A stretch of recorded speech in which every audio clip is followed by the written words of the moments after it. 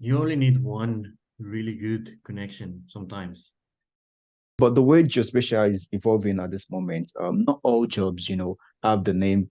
Oh, we are looking for Mhm. GIS something. We are looking for geospatial Yeah, something. Right? So how do you yeah. find these jobs that don't have that GIS tag, geospatial tag?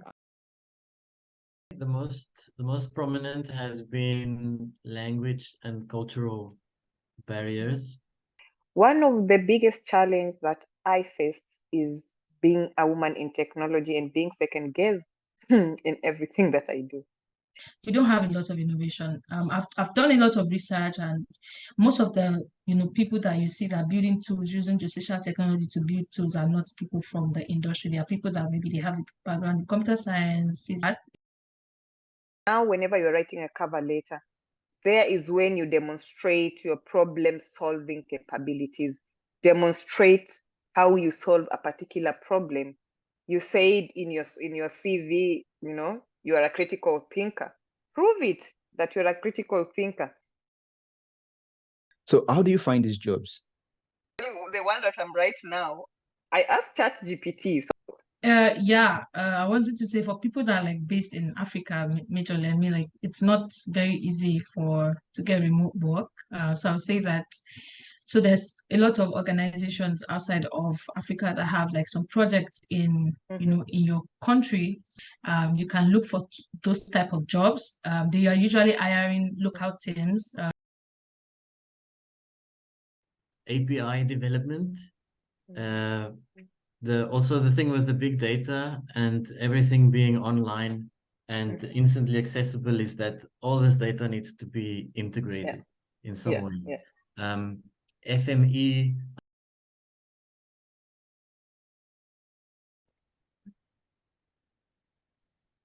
All right. Thank you guys so much for joining, and happy guys' day to everyone. Linda, I want to ask, was it coincidental or you specifically chose today for the meeting? I knew definitely that I will be, away from the kids and everything will be perfect, everything will be quiet. But my plans didn't go as planned because tomorrow the German train companies are striking. So I had to come back today, back home. So I'm with the kids, but, told them to go away from me. At least there'll be some quietness. Yeah, cool. So I was asking about the coincidence of it being Guys' Day today as well, when you chose. Oh, oh God, yeah. Okay, maybe it wasn't. All right, cool. Wanola, your hand was up earlier. You want to say No, I something? was clapping. Cool. All right, so I think we are all doing very well. Our faces are looking bright, and I think we can get started. But before we get started, I just want us to, introduce ourselves a little bit, and so our audience get to know as we have on board. So to introduce ourselves, I would like you to start. Ladies first, of course. So maybe Linda would go first, then Bono would go next, then Andrew. So your name, you tell us your name, your current position and the company you're working at, then your expertise, just something you specialize in, then also your experience and your education. I think those five would do. So just to reiterate, your name, Okay. the current position you're holding and at what company, also expertise, what you specialize in, then your experience, and finally your education. All right, so Linda, let's have you. Thank you so much, David, for this opportunity, and it's really nice to be here. So my name is Linda Ochuada. I am from Kenya, but currently I live in Berlin, Germany. I work as an international sales manager at Hansa Luftbild AG, is a company in Münster, but I work in home office, or I said remote. Just a little bit about Hansa. It's turning 100 years old this year. So I'll say perhaps is the mother of geo companies. Yeah. So maybe a bit about my background. I have a background in geoinformatics. So I did my master's degree in Technical University Berlin in geoinformation science, geodesy and geoinformation science. That's what they call it. And I have been in the geo industry approximately 14 years. So that one also including my education. So 14 years of being in the geospace. That's amazing, and happy birthday to Anza. And it's great to have you here. I mean, someone with 14 years of experience, it's something amazing to have you. All right, thank you once again for joining, and over to you, Omonola. Yeah, thank you so much, David. It's nice to be here. So my name is Omowonola. I'm currently based in Nigeria. I work as a geospatial data analyst for humanitarian OpenStreetMap team OPT. So OPT is a humanitarian organization, and we do open mapping for disaster, for humanitarian response. I also have a background in geoinformatics. Yeah, I have a BSc in survey and geoinformatics from Obafemi Awolowo University here in Nigeria. What else? I've forgotten.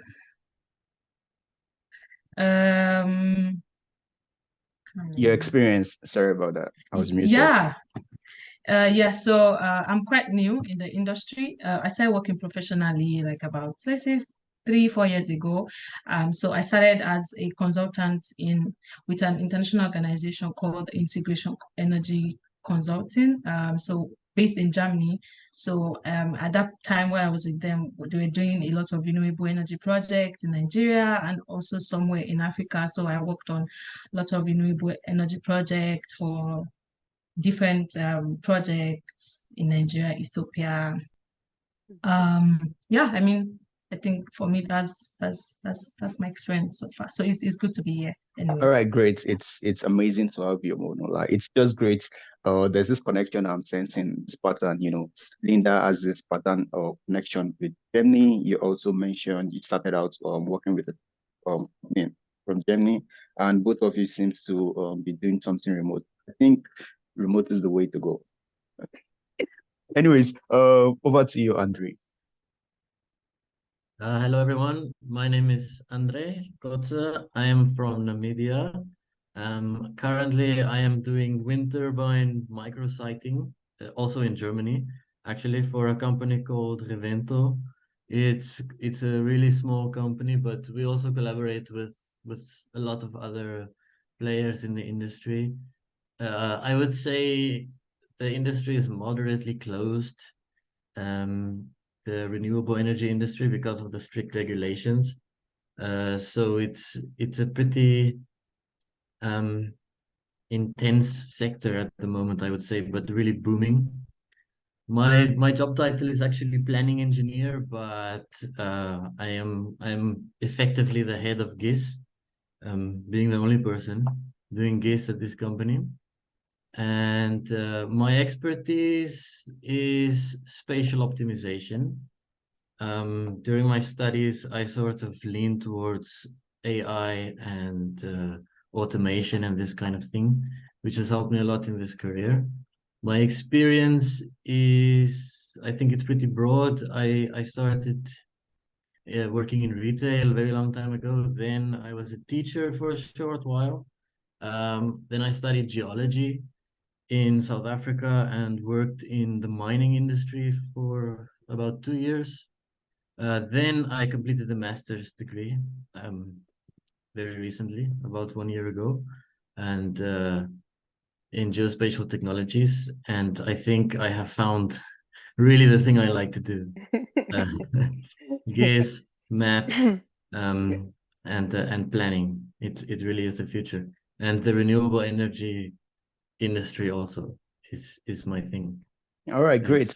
It's amazing to have you as well. Yeah, Andre, it's really cool to have like professionals from like different fields. So I think it would be lovely for the questions I have because you guys would have like this you guys already have this vast experience, and you'll be able to like do justice to the question I have. So without wasting our time, the first question I have is about, okay, before I go to the questions, basically, we are having this meeting.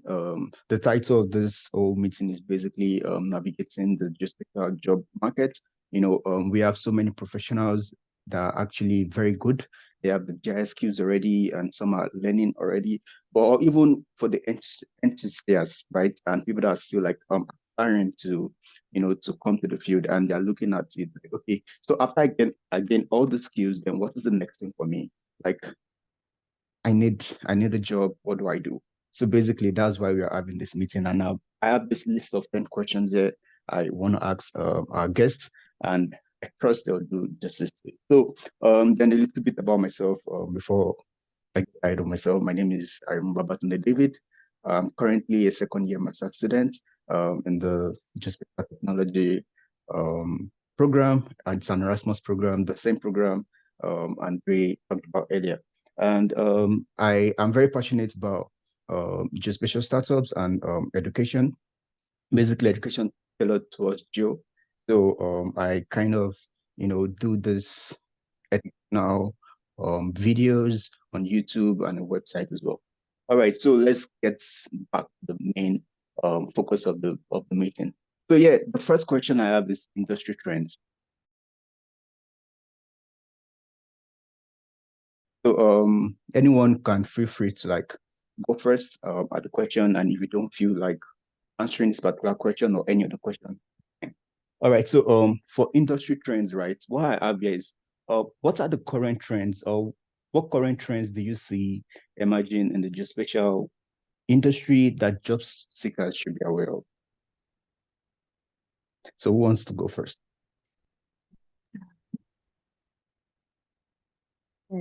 In this time, can men go first? Okay, Andre. Men first. Correct. Sure, my pleasure. Industry trends, yes. Well, I think the most obvious one is AI.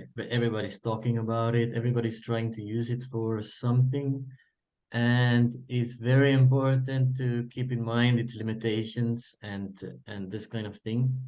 The other thing that is really, I would say, hot and happening right now are web tools, apps, crowdsourced data, all of this stuff is it hasn't taken over yet, I would say, but compared to some years ago, it has really grown incredibly fast. And I think in the future it will become more and more useful to have at least some background in these areas.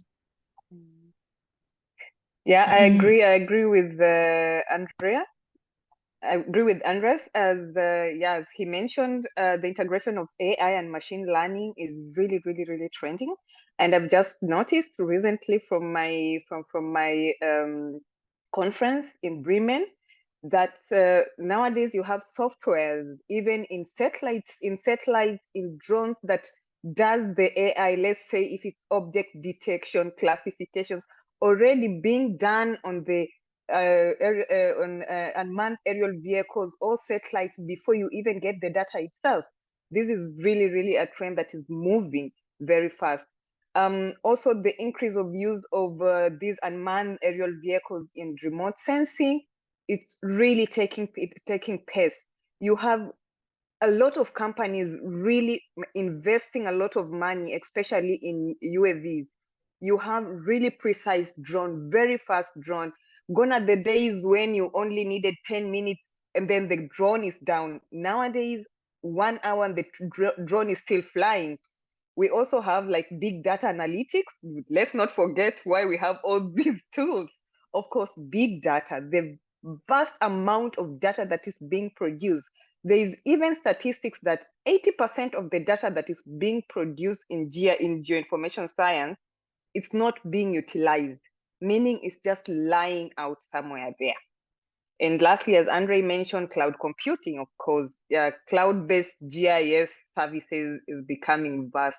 You see Amazon, NASA, Hugging Face. IBM, all these are really investing so much into cloud computing. Yeah, that is from my side. Yeah, I agree with Andre and Linda. It looks like you just said everything I wrote down in my notes. Because for me, I wrote Okay. machine learning, drone, and cloud computing. For me, I think the most interesting thing with the UAV drone is, the medical delivery logistic part of it. That is something that when I found out, it was so intriguing. Like you see, a lot of companies, startups coming up using drone to supply, medical aids to, rural communities that, people cannot easily reach. You see them using drones to supply blood to hospitals. So for me, that is like the most interesting thing. And I see a lot of startups actually coming up. If you go on, I see a lot of startups in Europe actually, building up to starting the drone medical delivery. And you see it also for like food delivery. It's not just like medical delivery but because of the social impact part of the medical side, that's why for me it's quite interesting, because rural communities that are not accessible are now getting all of the things that they need to be able to support those population in those communities. So for me, those ones are quite interesting. Yeah, thank you very much for your answers. So I think let me start with Wonola. I think the drone, there's a company I found out in Ghana that does something delivery. Yeah, so it's really amazing what people are doing. And just to reiterate what you've mentioned so far, so the industry trend for anyone setting out to look for a job, what you should like look towards you mentioned AI, you also mentioned web tools, you also mentioned machine learning, you mentioned object detection and automation of object detections. And you also mentioned UAV and drones, you mentioned big data analytics, you mentioned cloud computing, then you're also talking about the fact that 80% of the data we use in GIS, 80% of data produced in GIS are not being used. And that made me remember, when you're talking, Linda, it made me remember it's tweets I read that says GIS is just another IS, it's just another information system. So yeah, that's really great. All right, cool. So, David, before you go into your next question, I just also wanted to add that yeah, please I go mean, on. like there are other technologies as well that are coming up. If you look at this 3D landscape, there's so many, Okay. conversations online about 3D, adding the Z components to, some of the data that we have. If you look at, this AR, VR, I don't have a lot of fundamental knowledge about that, but for other people that might be interested as well, maybe they work in those spaces and they want to see how they can integrate Geospatial. The AR, the VR as well, there's a lot of indoor mapping as well, something that, I've read about. I see that is coming up. So there's so many interesting things that's coming up in the industry. Yeah. All right. Thank you so much for the addition. So just to reiterate, you mentioned 3D and you also mentioned indoor mapping. So everything we've suggested so far, I think kind of answers our next question already, but I'll still ask anyways. So the next question is about the skill sets in demand. So for someone looking out to get a job from your perspective, what specific skills and competencies are in high demand within the geospatial market right now? I think I'm going to maybe start on that. For me, Yes. I think the way I've looked about it is not like I would always think that it's important because I see GIS as I know a lot of people have this argument as though it's not a tool, it's not anything. But I think for me, I feel like it's very important to have domain knowledge for outside of the skill, outside of all of this coding skills and all of that. Domain knowledge is quite important. So for example, if you are interested in applying GIS or Geospatial to maybe disaster response or like in health, I would say that it's very important that you understand that sector first before you even go into maybe learning the tools that you need to be able to use GIS for in that sector. So for me, I would say that specifically understand the domain knowledge, like understand the field, your area of interest that you want to apply Geospatial for. That is the first thing I would recommend. But then if you want to go into maybe specific roles like maybe cloud computing, data engineering, machine learning, I think like the normal thing that people would say is so you learn Python, learn SQL. Yeah, I think for me that's my perspective on the skills that people should work on. All right. Thank you very much. Linda, you want to go next? Yeah, I will add to Ola. Yeah, definitely what you say, domain knowledge. Um, from what we have just talked previously, as we see the way the trends are progressing, or how the industry trends are, I think it's really important that we have this technological proficiency. So tools like GIS tools like S3 ArcGIS, like QGIS, like Saga, it should be on our fingertips. These are things that we must learn. The concept of remote sensing, what remote sensing are and how we can apply or integrate it with GIS, definitely. Of course, we should not forget proficiency in programming languages. I mean, it's different from how 10 years was and right now. Even software like ArcGIS is integrated with Python. QGIS recently has been integrated with Python. In fact, you can work with QGIS in your notebook, in your Anaconda notebook. You can work with QGIS. This is the recent package that I have seen. Of course, we have to understand data analytics and visualization in capital letter visualization, because at the end of the day, I always feel like geospatial is all about visualization. So we have to have a very strong data analytics and visualization skills. Machine learning and AI know-how, just even if it's just the definition or what applications of AI and machine learning, be it, you can just be like, on the first part of the workflow, you are the one collecting the training data set. Try to have that knowledge, or you are the one who is visualizing the end products of an algorithm. Try to have that knowledge, just a small know-how, and not forgetting problem solving skills. As a person who is working within a team, within a context of we take companies, or sometimes what teammates as family, you need to have this problem solving, teamwork. These are kind of the, you have to have them. Teamwork, as I mentioned, problem solving, prioritization, you have to have them. So this is, from my end. All right. Thank you very much, Linda. Andrew? I would also agree with both of you that programming for sure is more important than it has ever been. It's not everybody's favorite thing, and the thing is that it has become easier and easier to learn, easier and easier to use, especially as you mentioned, Linda, with the notebooks. It's amazing the things you can do these days with just a few lines. You don't have to feel like you are doing everything from scratch. Like, things have been prepared. It's up to you to be, you can actually be very, very creative. You need to think as far as you can what kind of problem you want to solve and how you want to do it. And almost every framework that you could need for any library already exists. And you can get to learn to know how to use it, and then you might even end up improving it. But anyway, other skill sets I would say that are really important. API development. Also the thing with the big data and everything being online and instantly accessible is that all this data needs to be integrated in some way. FME, I'm ashamed to say I know very, very little about FME, but I know I that, think that one I know for the last 7 years, and I want it's one of my best tools. yeah. Awesome. Yeah, it's huge. For sure, it's important. I've not had the need to use it yet, but I have this feeling that once I do get to know it, it's gonna blow everything apart. And yes, data integration, data visualization, 3D, as you said, Monola is like it's not always relevant.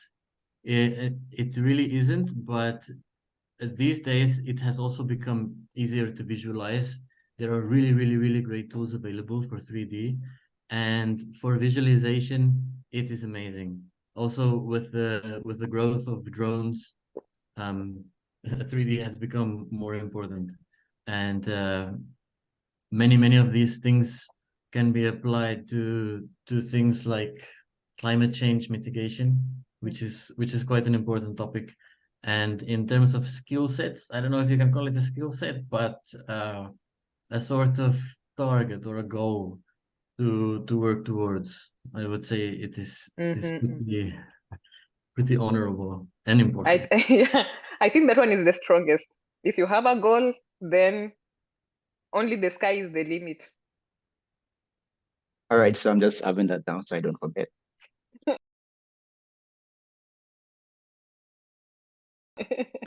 But I mean, like, for me, I'm thinking, like, so imagine I'm somebody that is just watching this podcast and I don't have a basic knowledge of what Geospatial is. So I'm just beginning. And, there's so many tools that we've mentioned, and I'm like, okay, so which one should I learn? Where do I start from? Like, so I think maybe one thing that we can maybe try to do is define which ones would be for beginners, so just for people that are kind of getting started in the industry. So I think because Linda and Andre were the ones that were focused on the technical parts, I think it would be good if we can also break that down. All right, so that's like an additional question. So I think Linda wants to answer right away, so I'll let you go ahead. Ola, you said when we started this particular question, you said you have to define your domain and see what your interest is. Andre said you have to have a goal. If you have a goal and you have a domain, then that is already 50%, or let me say 70% of a starting point that you already have. You already define. Now it's you to sketch your workflow, your timeline. Okay, this is the goal that I want to reach. Okay, let me say, for example, me. For now, I know that I want to be in technical sales, geospatial technical sales, and I already have there. And then that is probably the domain and the goal. Domain, geospatial sales, and my goal is to be, the geospatial sales person in the world, the best. So I will put down my workflow and say, what do I need? Look around the internet.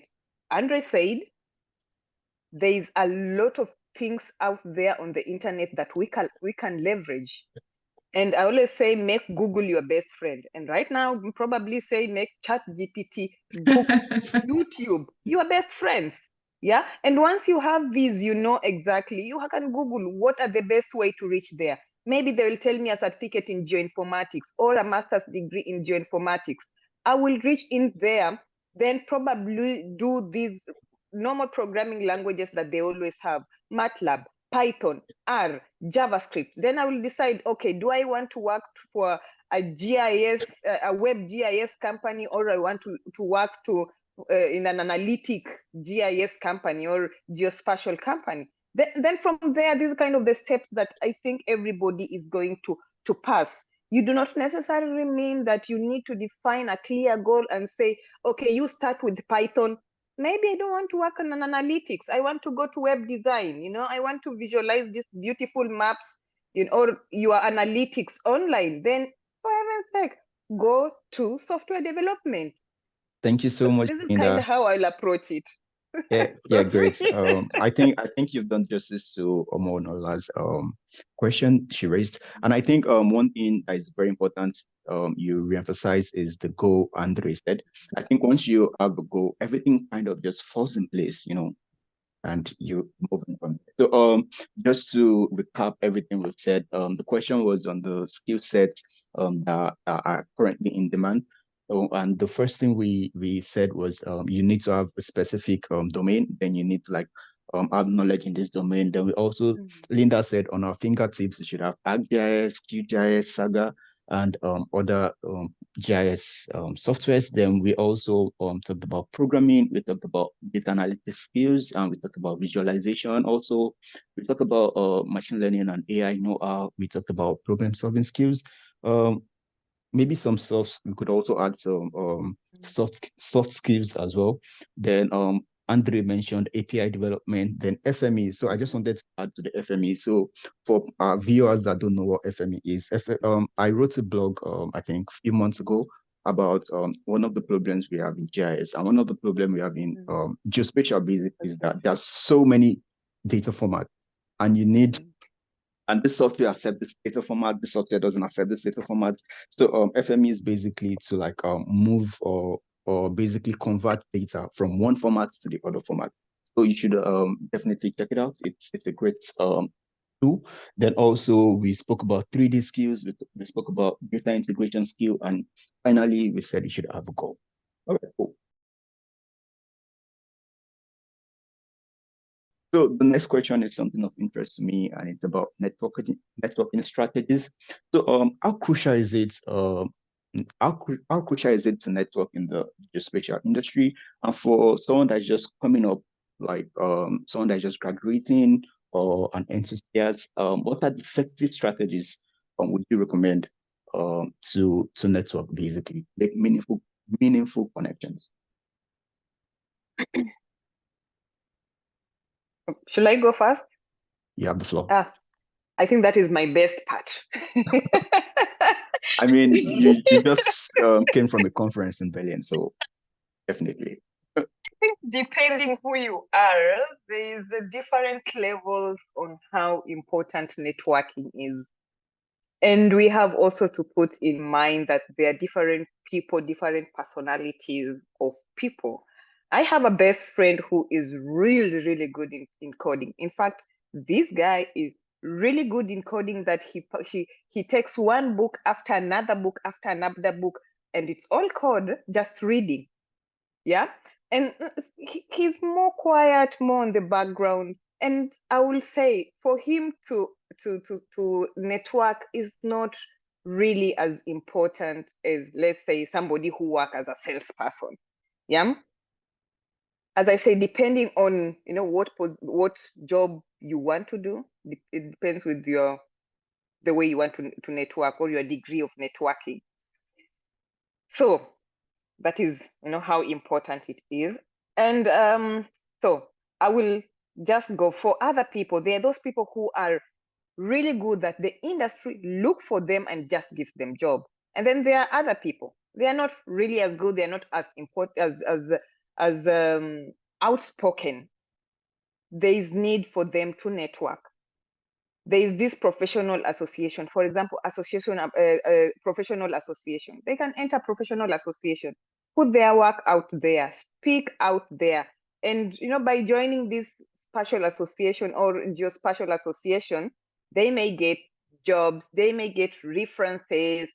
No, as I said, there are people who need references and there are people who do not need references, that the references come to them by themselves. So for example, I know for women, because I'm in such groups, there's African women in GIS, very important. Go there, talk if you're a woman. And then there is some WhatsApp group like GIS, remote sensing and coding. This one is a Kenyan who started it. And it's just also for professionals with GIS and remote sensing capabilities, or who are in that space. So they put their jobs, GIS jobs, they put their scholarships, they put on that group any discussion pertaining to geoinformation or geospatial. Even when you have a problem, you can always ask for problems in this group and you will get somebody somewhere who will know the answer. I see people asking where they can find some data sets, and within a day they have their data set. And also another part of networking strategy, you can check out on conferences and workshops. Just look around what conferences are out there. Present yourself, see what is there. It is really important that networking is not all about knowing people, but also analyzing what the trends are in the industry. By analyzing what the trends are, it's a way of being on top of the trends. It's a very competitive world, not only for companies, but also for us as people. So we need to be on our toes to remain marketable.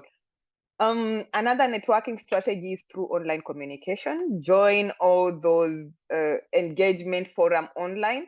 I personally like Medium. It's not really engaging, but go to posts, read posts, more blogs, read blogs, write your review, your comment, associate with the person who wrote the blog. It's a kind of networking, and become friends with them. You never know when a job opportunity will present itself. And lastly, you can also conduct informal or informative interviews. Just call me or David and just interview them about what they feel about geospatial industry. Ask them for mentorship. Ask them for from just advice. And that's how I approach network and how I do all my network strategy. Those four things. Looking for professional association. I mentioned informative stroke informal interviews, online communication, where I mentioned Medium, and the last one was conferences and events. Yeah. All right, thank you so much, Linda. You've done so well to this topic. I'm actually gaining a lot from this conversation, from everyone's contribution. So anyone wants to give additional contribution?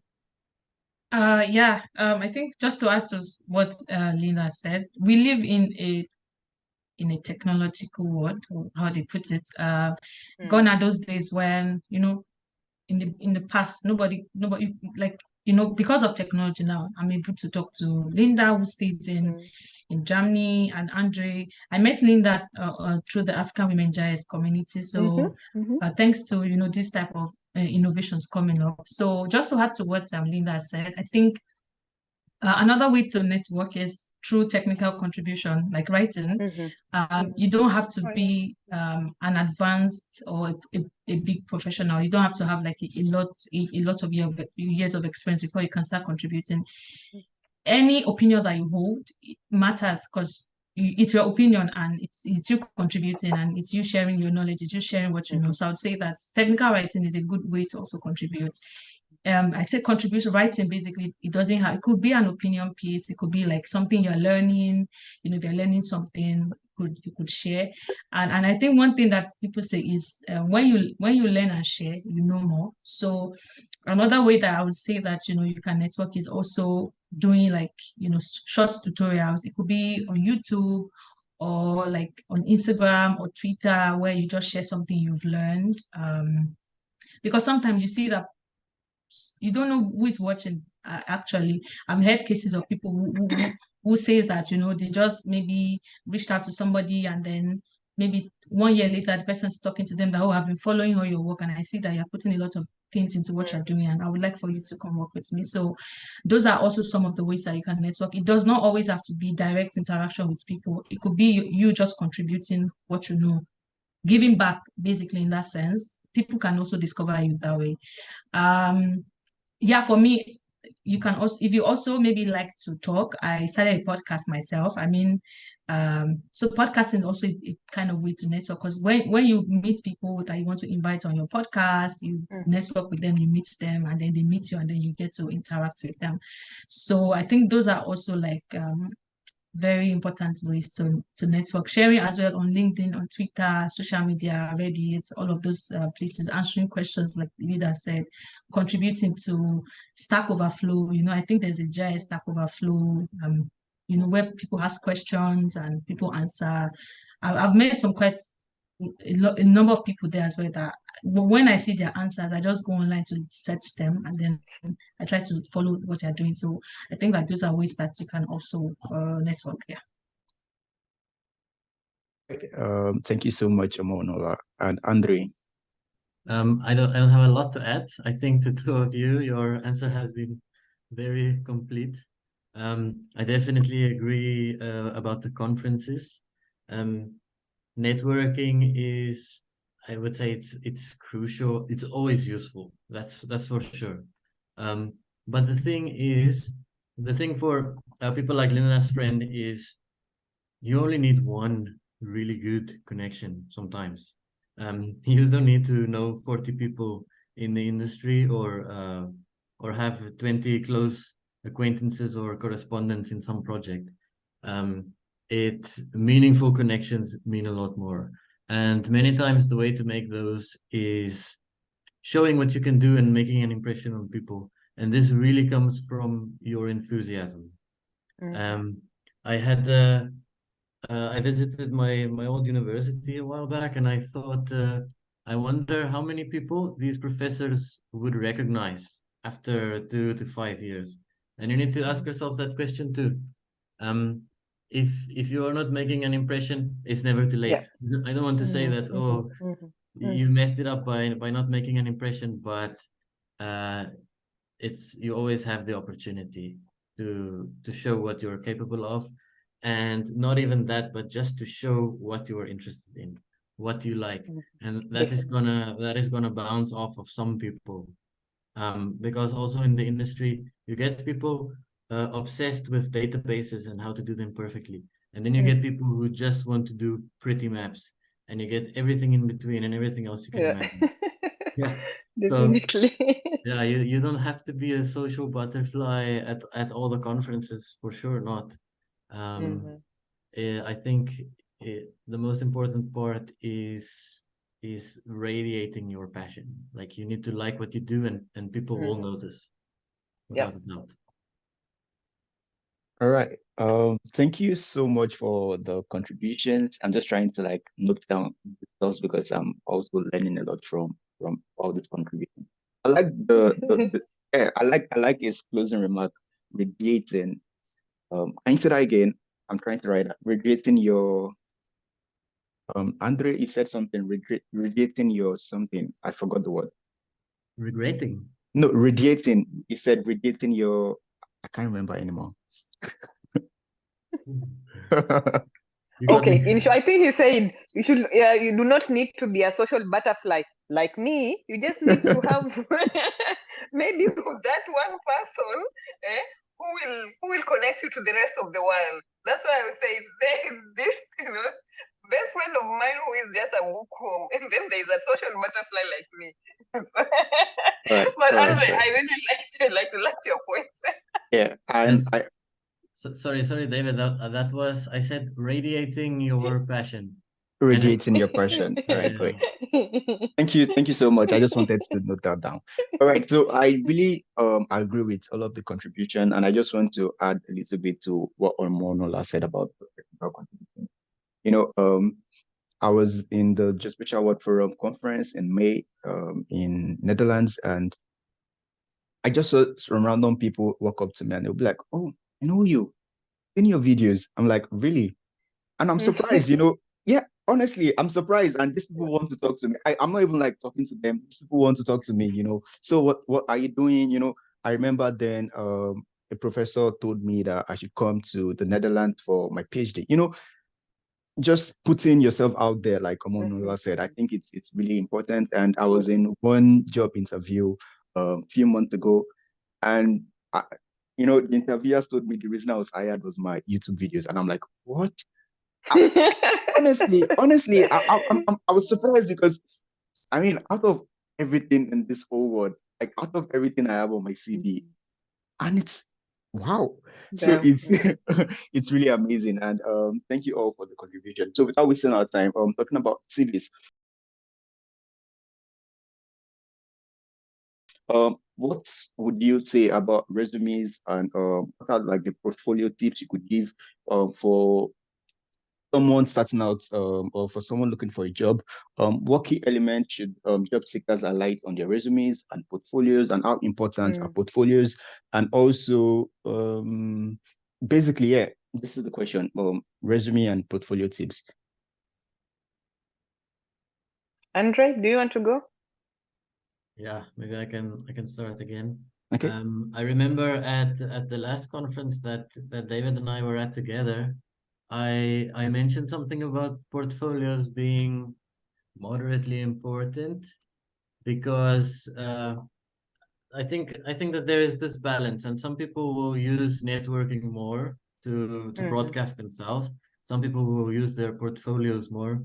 Some people will really just use their skills. Their skills will be at such a high level that people cannot help but notice. Mhm. So I think a portfolio, if you want to make one, make one. But it's not crucial. I don't think it's crucial, but it's also fun. It's fun to do, and it will not be a waste of time. You will definitely learn something. And generally for a CV, I would say your try to phrase what you've done in terms of accomplishments more than in terms of just the positions, lists of duties and job descriptions and this kind of thing.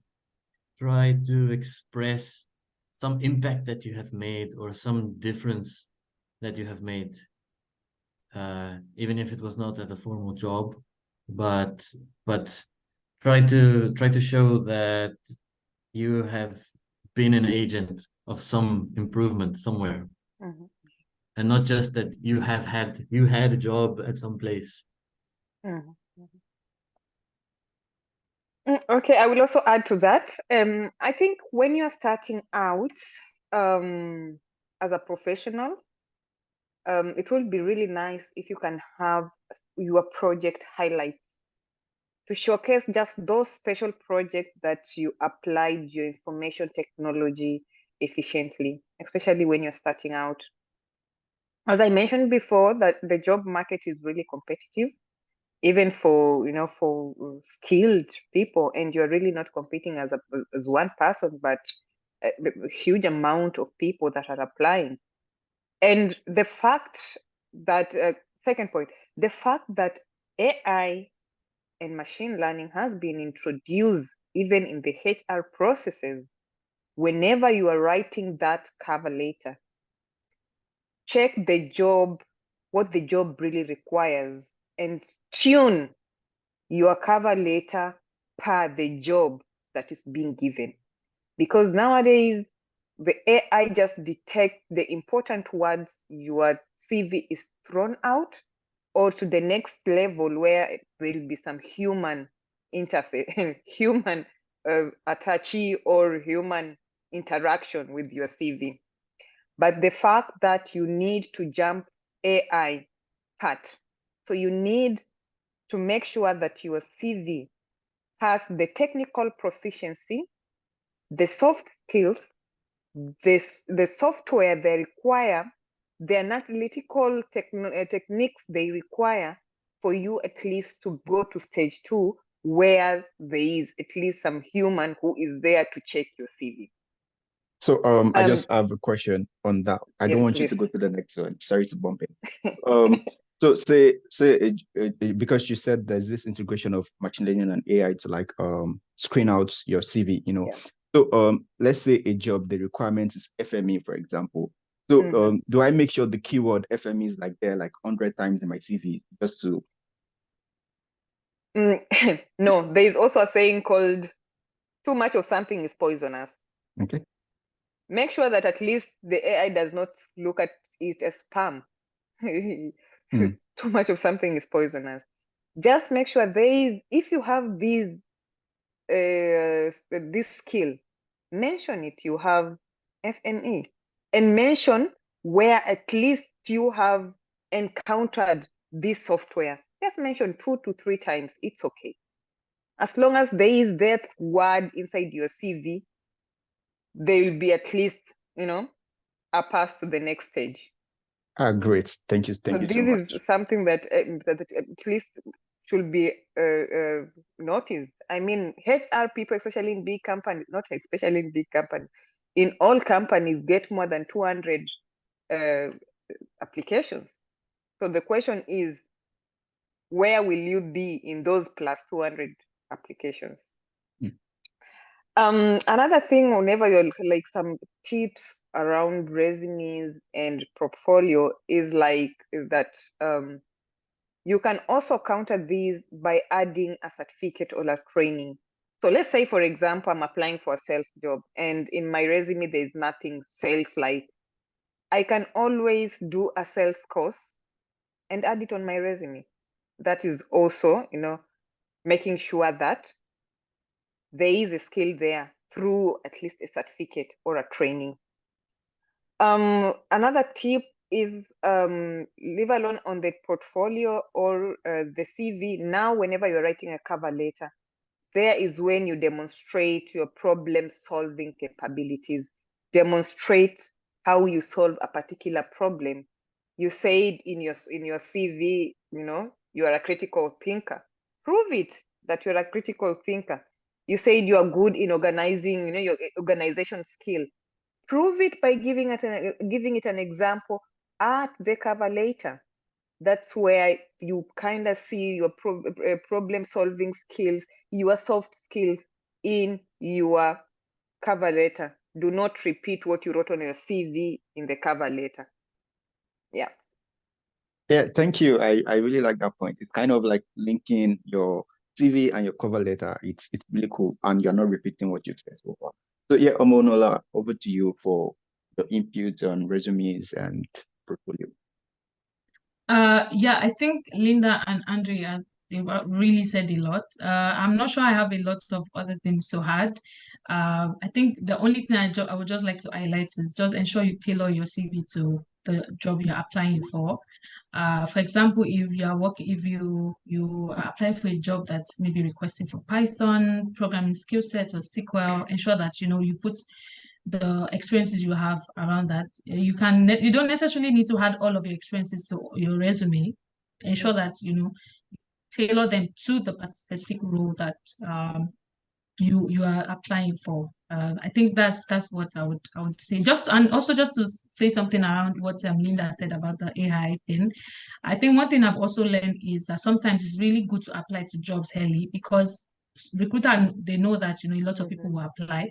So once they see the first 10 CV, and this is something I learned from a recruiter, once they open up an application and they see maybe like 10 CVs, once they see like 2 people that fit into what they're looking for, they sometimes close the application process and just follow up with those 2 people. So sometimes it's really important to also apply for 2 roles that you see as early as you can. So that's what I would like to add to you. All right. I would just like to add to what you just said. So especially if you're applying from LinkedIn, sometimes you get despair because you've seen like 100 people have applied for a particular role and probably you're applying maybe 2 days after. Just please move on with the application. most times, I think there was a statistics that says about 80% of people do not complete the application.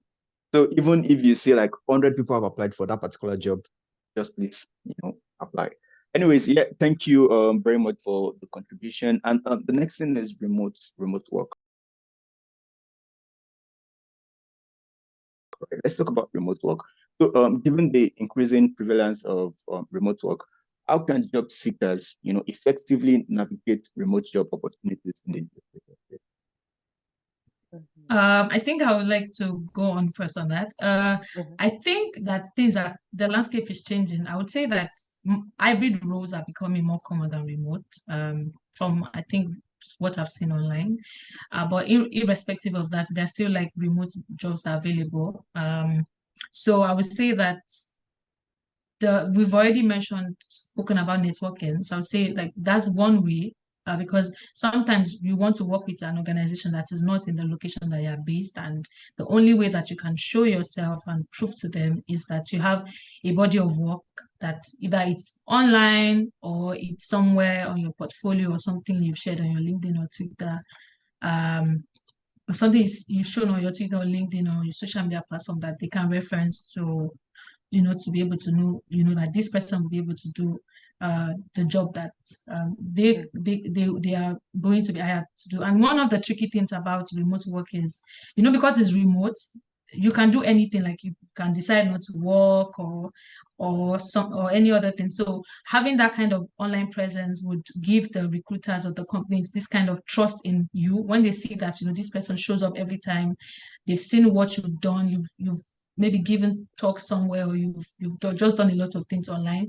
They can kind of trust that this person is somebody that can get the work done. So I would say that for remote opportunities, it's very important to kind of really push on the network, on the online presence more. If you know that you want to target remote work, just make sure that you have a solid online presence that recruiters and organizations can reference to know you and what you do. So that's my contribution.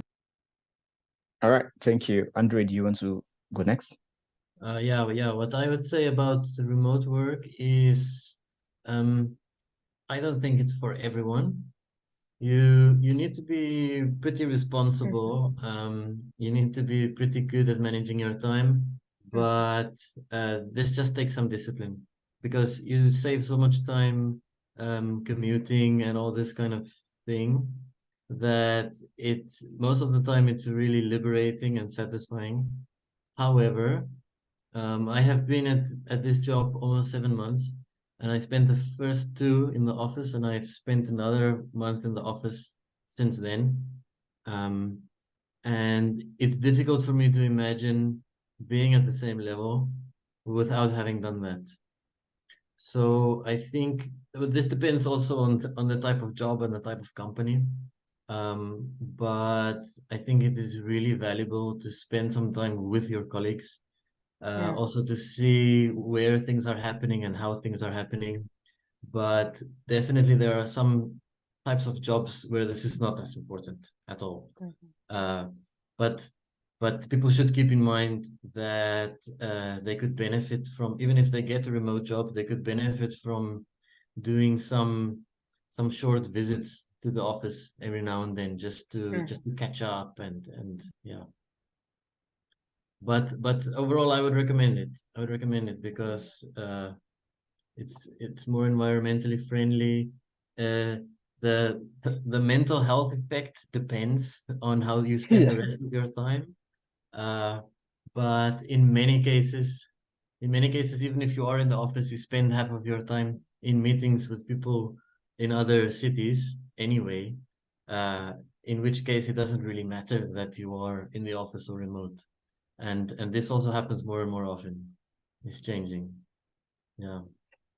Thank you, Andre. I Okay. think Linda should go next. Yeah, I will just add a bit of that for a person who have been working remotely since 2019. Even Yes. before Corona. Just before Corona. Okay, so I will say remote work really needs a lot of self-discipline.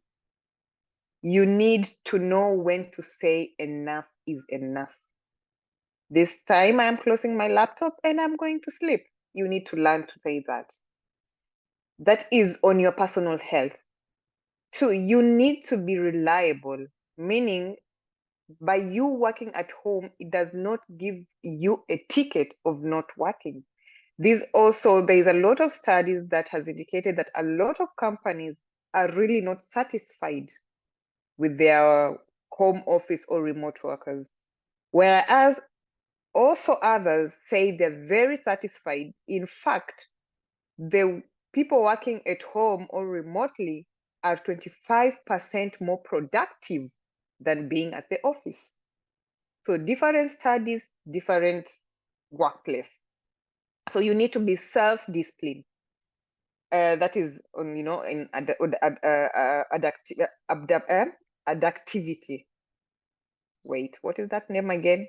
Adapting to something. Adaptive. Okay, just somebody help me out. Yeah, adaptive. Oh, tongue twister. Anyway, that is, adapting to something, adapting to your environment, right? And also, you have to have a kind of mindset that you can work in any environment. You find a lot of people who code somewhere in the beach, but they are okay, they can code. Somewhere in the train, they are okay, they can code. There's sometimes I can work with music in my background. To me, it's fine. But there are people even with the smallest kind of noise, they can't work with that. So you have to always look around your environment and see, is remote work really working for you? Or do you need to be with your colleagues in a kind of office setting for you to be, all mindset with your work? And then number 2, when you're doing a remote work, you have to rely a lot with remote collaboration. This is essential. I've worked in a remote area until I started forgetting how to pronounce This was so hard. It was really, really hard. After Corona, it was really hard for me to present, something that I usually do, go in front of people, present. It was really hard because I had started forgetting how to pronounce, how to talk. But then when you are with your colleagues, as Andre said, it's really important. The same way you work in home office, make sure you visit your workmate, be close to people, talk to people. It opens up your mind, not just in a cocoon, but opens up your mind. That is my view on remote work. Yeah, In addition to what you've said. I thank you so much, Linda, but I have a very important question for you. You've been working in the remote industry for about a couple of years now. So how do you find these jobs? Okay, so I would say the first one, it was more of my company, and mostly I was working remote because I used to work from home. It was more of a consulting firm, so mostly at home. The second one, I went to Indeed. First of all, I googled jobs that can allow me to speak a lot. I'm always very easy in finding out. And they came a couple of jobs, and they were like, one is evangelism, another one is sales. I like analytics, but I also like presenting. I like talking. I like solving clients' problems. I like, combining analytics, development, marketing, sales together. And then I got suggestion to work as an evangelist. Then I looked for evangelism jobs.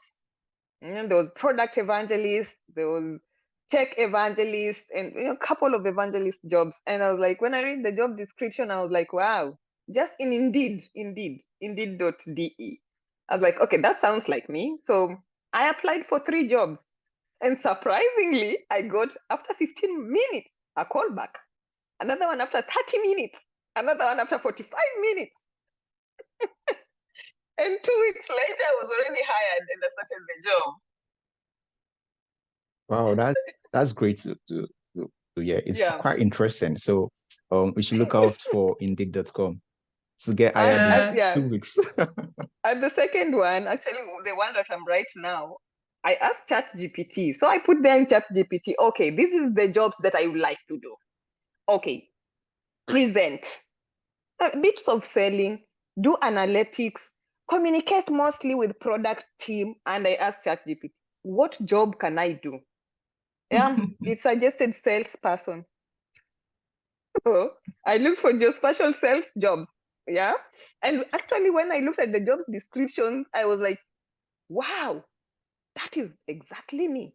So that is exactly and particularly very interesting, like trying to use the AI to, modify the job search, and it's pretty amazing. I think Onola wants to say something. I wanted to say, for people that are like based in Africa majorly, I mean, like it's not very easy to get remote work. So I would say that, so there's a lot of organizations outside of Africa that have like some projects in in your country. So for instance, I've been doing remote work as well since 2020. So I'm so used to it. I don't know how I'll be able to cope if I have to go back to the office. I'm so used to doing it. So like you can, like I was saying, so there's so many organizations that have like projects in your country, trying to solve problems for like communities in Africa. So you can look for those type of jobs. They are usually hiring local teams. GIS roles are also almost available in some of those jobs. So you can also go online, just search for some of those. I'm not sure how, but I know GIZ is one organization that I know does this kind of projects in Africa, and they have like a lot of hiring in all over Africa. So I'll say maybe GIZ, and there are some other organizations that I'm not. My organization as well, the ODDS, they have different orbs in different regions. They have in the ISA That's the East and Southern Africa, and they have in the West and Northern Africa. I work for the West and Northern African hub. They also have for the Asia Pacific and also for the Latin American. So targeting those kinds of organizations and looking for available jobs and can also be very helpful because most of those jobs are usually remote. So those are ways for people that are based in Africa to find remote geospatial opportunities. All right. Let me just add to Ola a bit. I agree with you, but do not underestimate startups too, because startups do not have enough money. They depend on seed money. If there is a developer in Africa, he can just write a cold email to the HR, to the CEO in this startup. Even if it's for an internship or just a low position, that entry position, it will be good if they are paid just a half the amount of money even from Germany. This is really good money, especially when this person is sitting in Africa. This is also, something that we should look at. If it's possible, just to write a cold email to the HR, to the CEO, especially in startups. Is it possible? Let them try. Yeah. Thank you very much for the addition. And let me just add a little bit to that. I think I can't remember the name right now, but there's a website where you could just go through companies that just got seed money. And I think I'll look for it and probably Crunchbase? I can't remember, but I know there's a website for companies with just that got seed money, and you could, just look at the emails of the CEOs and apply just code. So I'll look for this and probably attach it to the video when we public. Then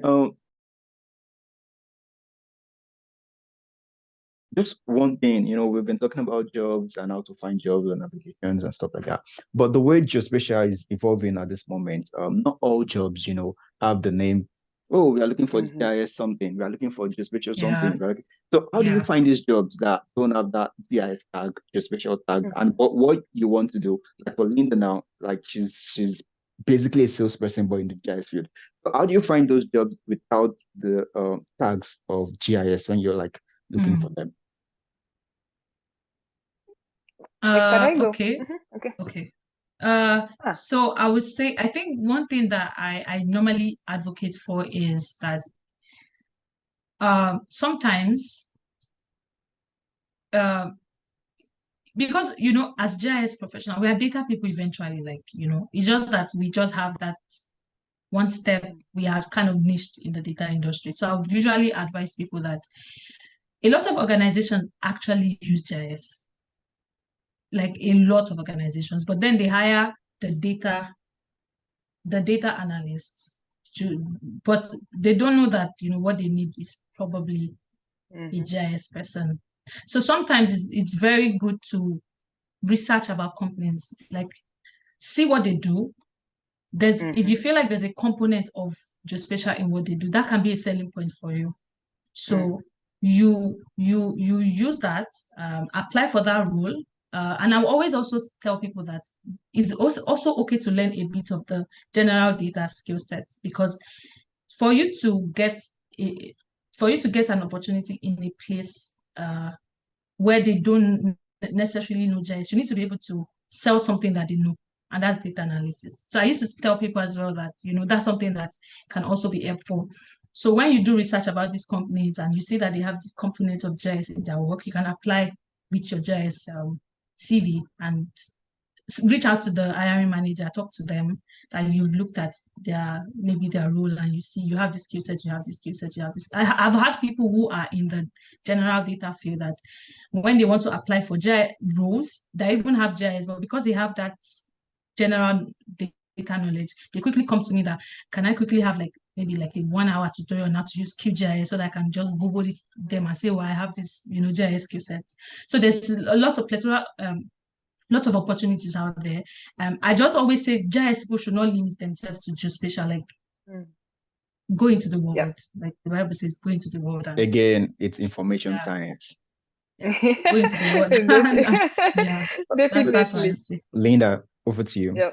I wanted to say, for example, okay, you're looking for a GIS software developer job. Just Google software developer. Then you'll have a list of software developing jobs there. Then look at companies that work in the geo field. So you look, let's say, for example, you just Googled software developers jobs. Maybe there will be ESRI among those things that you Googled, but they did not add the geospatial part, but they work in the geo industry. That is already an added advantage to you. Then apply for that job. Look for sales jobs. You know, I look for sales jobs. Then I see there sales jobs where in FME or in S3 or in Hansa, then of course I will apply for this job because it's an industry that I want, yet these interdisciplinary course, interdisciplinary subject that I am focusing on is sales.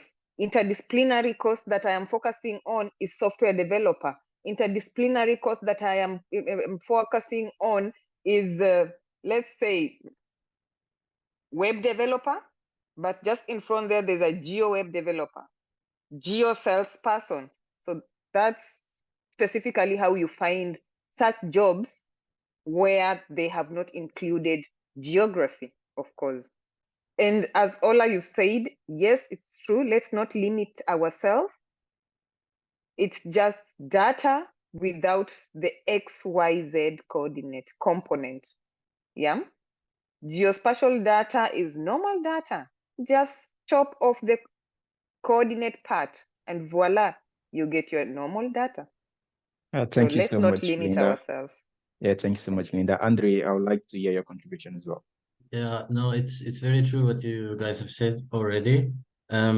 And this means that geospatial experts or geospatial data scientists are better equipped because we can do everything that the data scientists and the analysts can do, Definitely.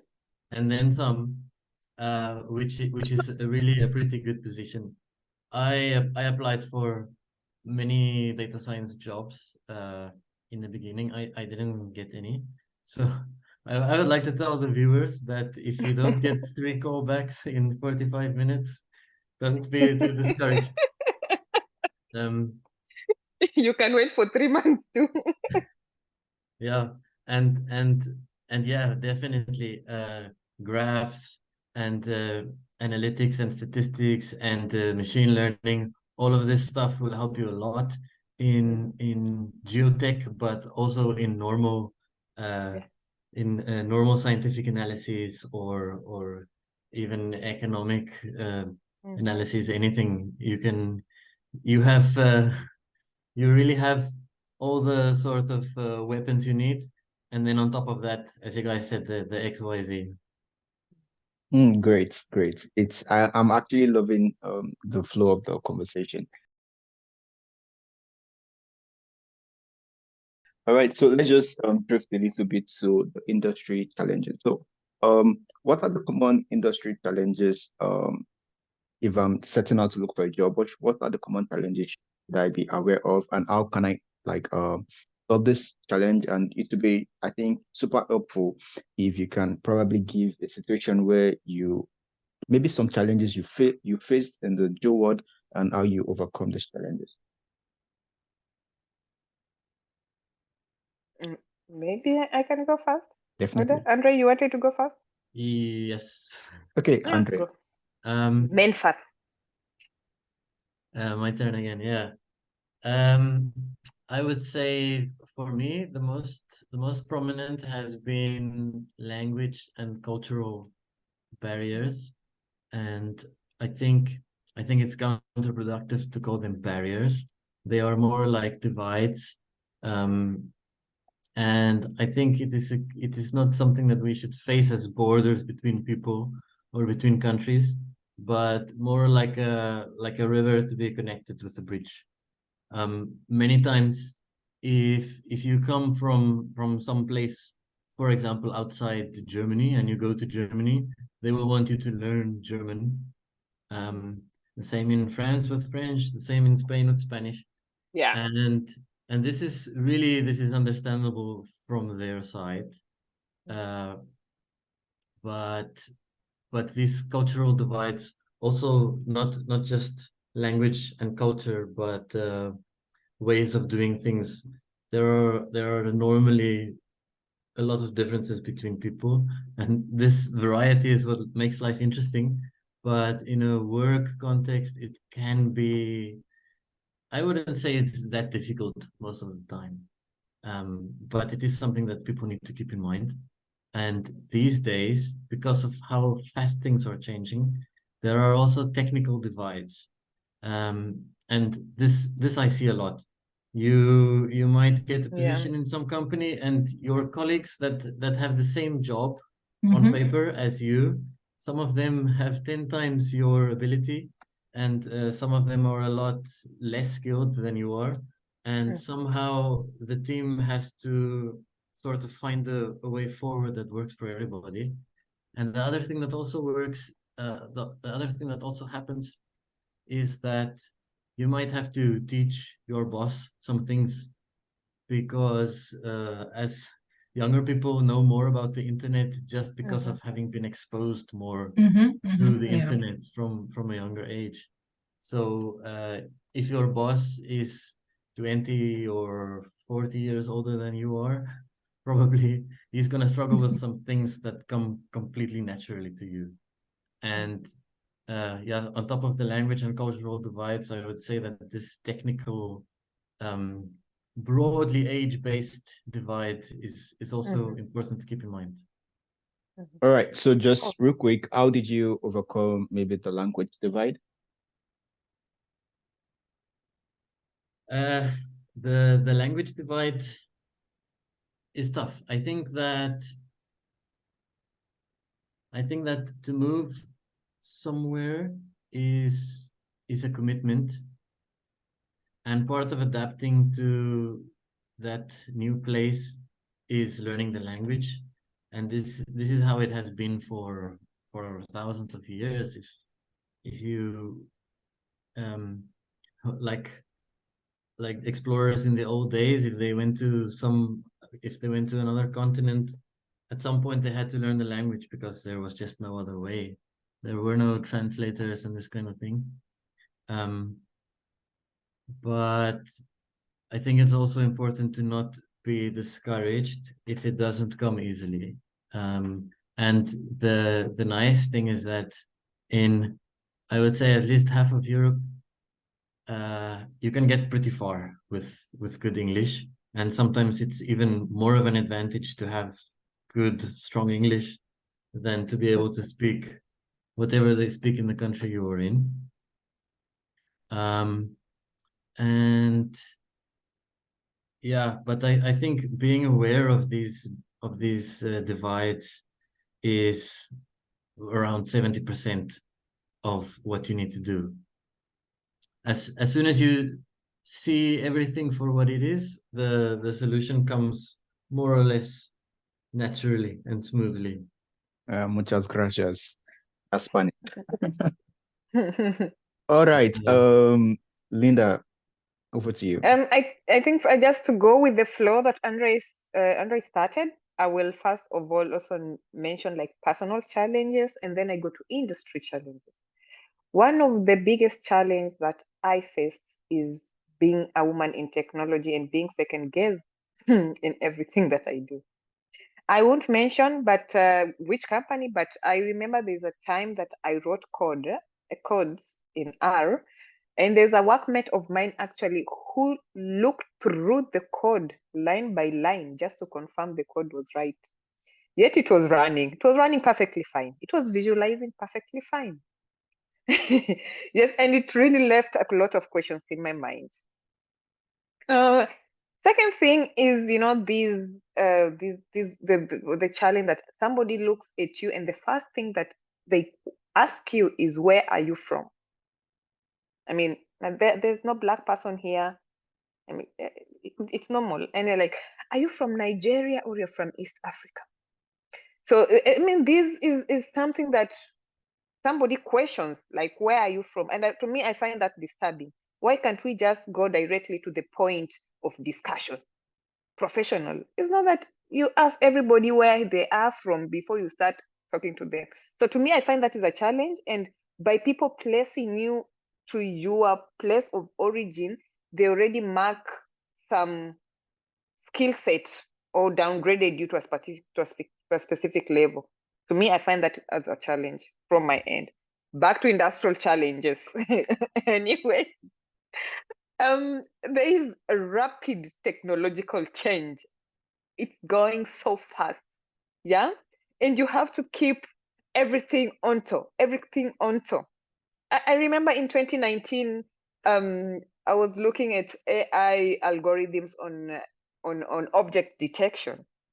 And by then I used YOLO. Yeah, it was not YOLO 3. It was YOLO. And right now, I even don't know which kind of algorithm is being used for object detection and which one is good. Yeah, these are kind of things that I'm like, okay, this is going even too fast for me. And you know, in 2018, I used CSS for website, yeah, for coding websites, CSS, JavaScript. This year, I was using React and Tailwind and 3JS. And you're like, okay, wait, guys, I'm still learning CSS. Eh? Just a moment. We have not even finished Bootstrap. We are still bootstrapping. Oh, why are we then going to Tailwind? But these are the things that you have to you know, it's like you're being dragged, but at the same time, it's not moving. And the technology is moving rampantly, and I find this more, it's more challenging. Even to me, I call myself a tech savvy, but it's too much for me. A lot of not only in code, a lot of tools out there.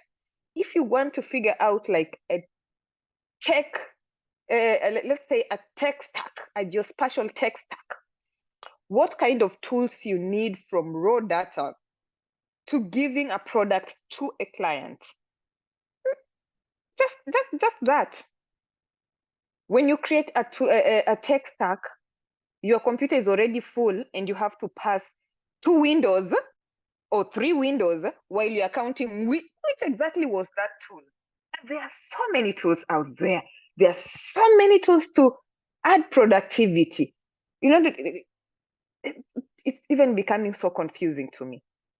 Another thing I would like to say is another industrial challenge is this interdisciplinary collaboration or geospatial interdisciplinary subjects. As we mentioned, you can be anywhere as a geospatial person.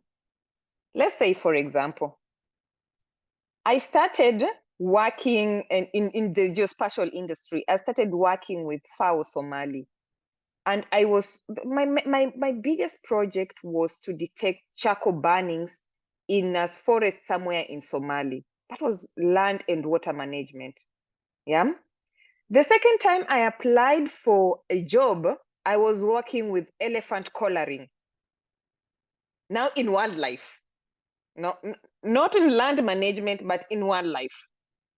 Then the second time I was doing mapping of greenhouse gases.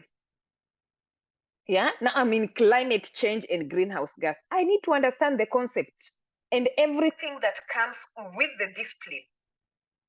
Then fast forward, I am in a consulting firm where today I'm doing crop yield estimation.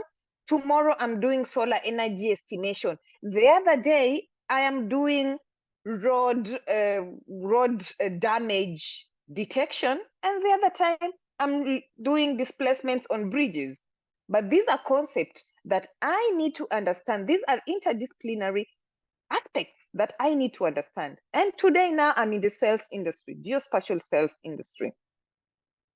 I mean, I didn't even understand how data is collected. I mean, data is collected, but I did not understand the ins and outs of data collections.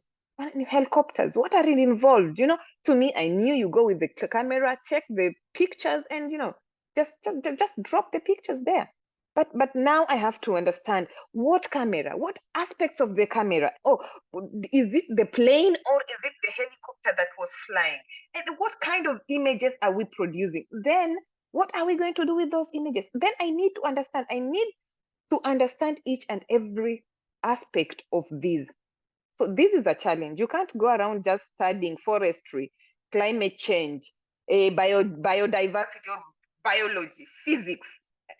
This is also a challenge from our part. And last one, I will not talk so much. This adapting, yes, to new technology. As I mentioned, thousands and the thousands of tools, and they're just, adding up. Let's say, for example, ArcGIS, ArcPro. Do you know how much capability that tool can do? I mean, just look at it. You open it and you look at tools and you get confused by yourself. Then let's say you have two of such tools, or let's say you have ArcGIS plus MATLAB.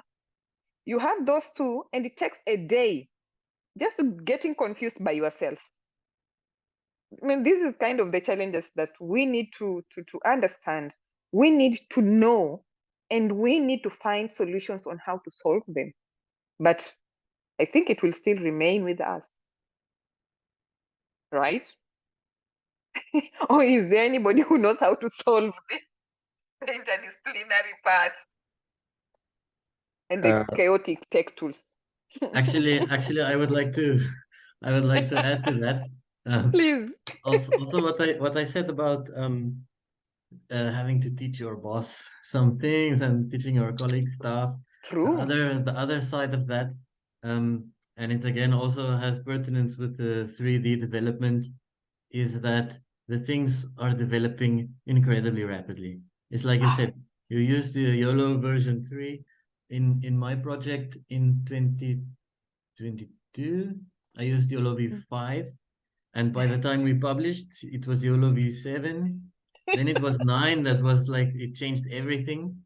And I don't know if they were at 11 or 13 these days. Exactly. And they become so much better. And then the other side of that coin is that if you ask people to help you, they or if you go on a Stack Overflow, there is a lot of code that is not useful anymore because it's for the old version. The old version. Yeah. And it used to be that it takes about 10 years for some code to become completely relevant. But these days it's happening in 6 months. Exactly. 6 months, Very they fast. have changed it so much that you cannot use this and this and this anymore. I'm using CCM a lot for 3D Geospatial, and they are changing everything because it's new, but it has grown so fast. They are still working out a lot of the best, still optimizing the way they do it. But this means that a lot of the functions, they change the name, they change how it is implemented all the time. And this is a huge challenge to keep up with. So basically, one of the biggest challenges you're facing in the industry is backward compatibility. Yeah. I mean, I used React 4 months ago. Using it this month, they're like, oh, sorry, There's you a new have version. to. Yeah, there is new version of material UI 5. You are using 4, and I'm like, I used it 3 months ago. It shouldn't change. Change.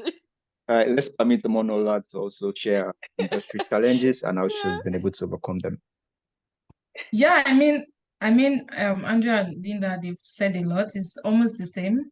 There's a technological gap. It's a technology gap or technological gap, and it's everywhere. And it's even very worse for people that come from developing world because they don't have, like if you see there are so many conferences out in US, in Europe, and people developing these tools, they get to meet and talk and discuss and collaborate and share. But then a lot of people that are based in this part of the world are left out in those conversations. So there's a lot of technology gap, and really I'm having a headache right now just because of what has been shared. It's really, it's quite tiring. For me as well, I don't know what's the best way would be to solve that. For me, I think another challenge that I've seen is that I would say that we don't really have a lot of innovation in the geospatial space. I think a lot of people are too focused on, I don't know, we don't have a lot of innovation. I've done a lot of research, and most of the people that you see that are building tools using geospatial technology to build tools are not people from the industry. They are people that maybe they have a background in computer science, physics, and all of those stuffs. So we don't have that innovating mindset. We just I think, yeah, we don't have that innovative mindset. And for me, I think that's something that I think would be interesting for us to start maybe looking at. I want to see more products out there that are solving problems and coming from people who have that knowledge of geospatial technology. For me, that would really interest me a lot. So for me, I think those are like some of the challenges that All right. and another thing is, and another thing that I will also say is that there's a lot of focus on like we like in the geospatial industry, you don't see a lot of, like, if you look at the industry, you don't see a lot of people doing product management. I mean, those are also tech parts. A lot of people are just doing the programming, developing thing. And I think there are a lot of the analysis. I think there's so many opportunities out there, and I would really want to see, because if you look at some of the products, even like the web product that we have, you see the interface and you're like this is not, like, there's really not been a lot of thought into the customer experience for this product. So I feel like, we need to have those kinds of skill set as well in the industry so that we can be able to do more than we're doing. For me, those are some of the things that I've noticed in the industry. All right. Thank you very much for input. And before we move to the next question, I want to switch to Linda. So I don't know if the apology is right coming from me, but I just want to apologize for the difficulties. The first being black. No, there's nothing it's to apologize about being fine. black. There's nothing to apologize about being black anyway. But There's the no main thing I apology. want to say is I'm sorry because the people in the industry second guessed you for being a lady basically, and have to do your code despite the fact that it works. It's a difficult experience, and I'm sorry you have to experience that. All right. So I think this will be the final question because we've actually gone over an hour now. All right. So I just want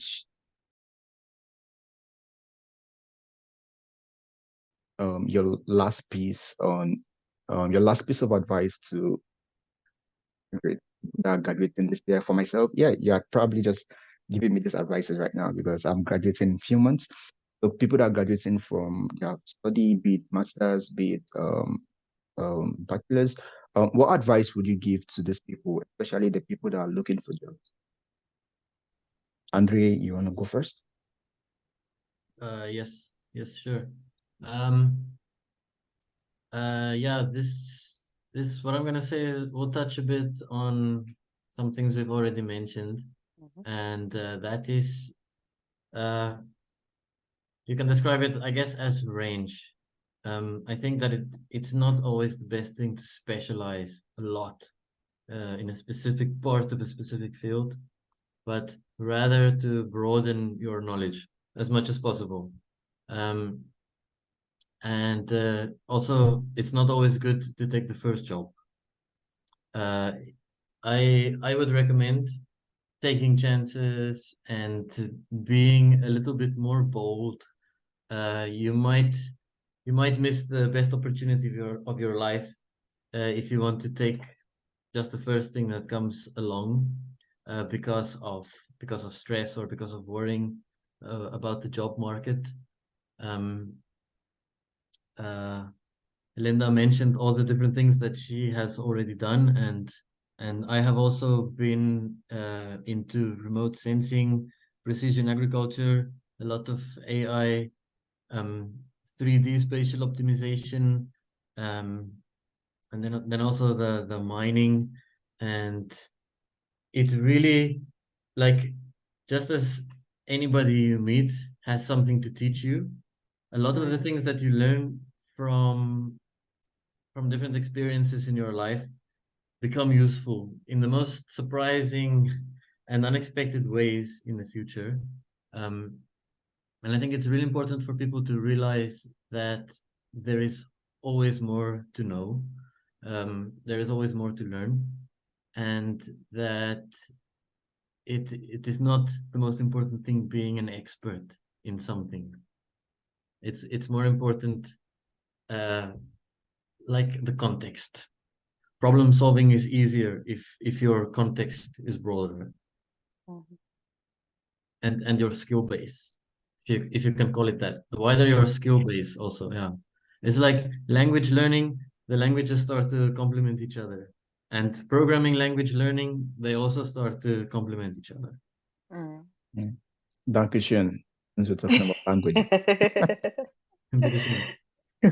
All right, Linda, kindly go Thanks. on. Okay, advice that I will give to recent graduates or who are really going to graduate soon.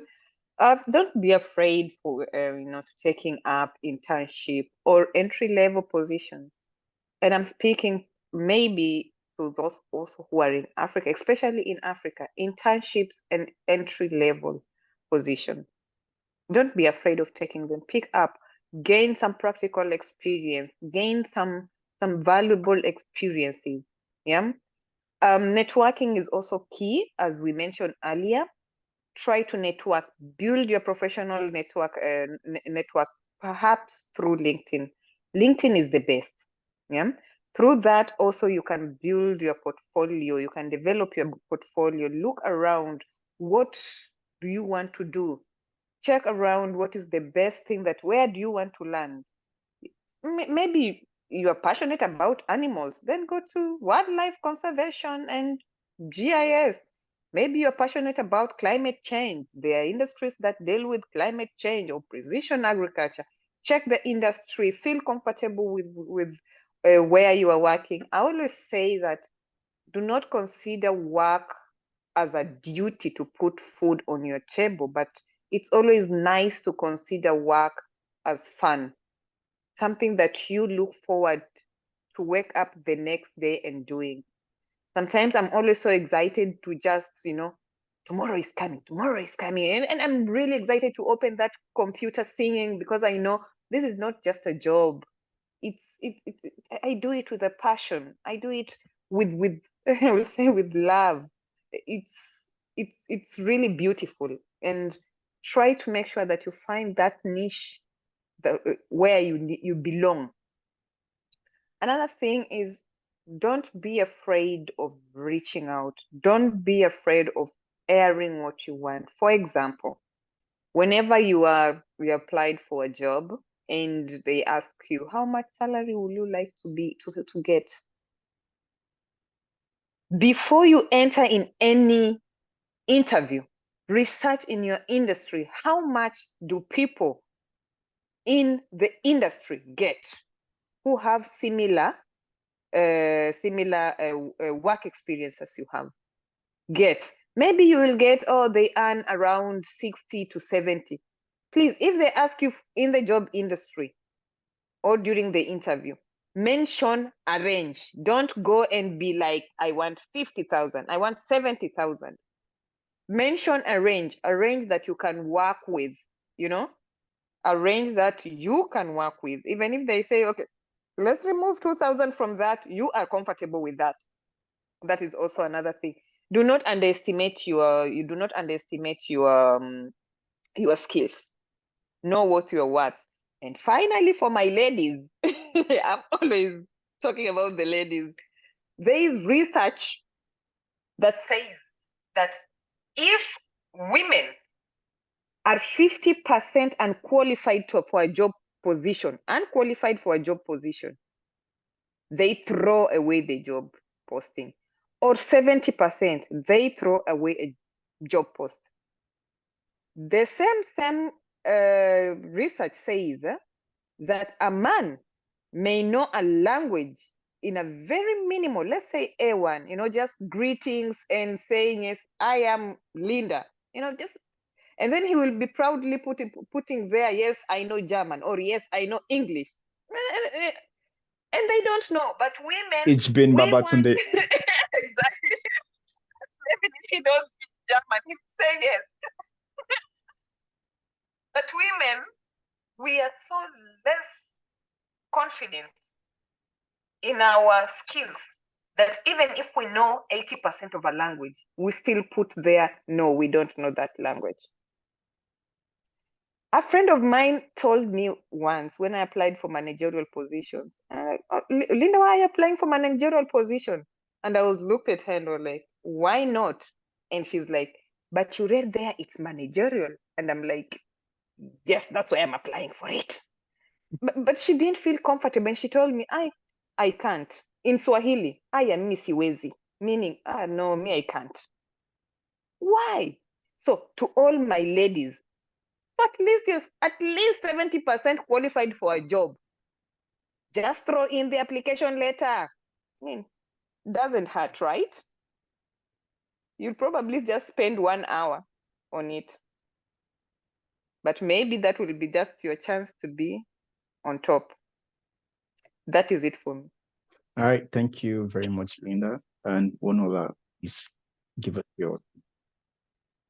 Yeah, for me, I think I would just say something that I've learned from my own experience. I'll say, and I think it's something that Andre also mentioned is um, don't don't specialize at the start, generalize. There's so many interesting things happening out there. When I first started in the energy sector, I mean, it was so interesting, the things that you could do. But then now I'm in the social impact space, and there's so many other things that I'm doing that I've never thought about before.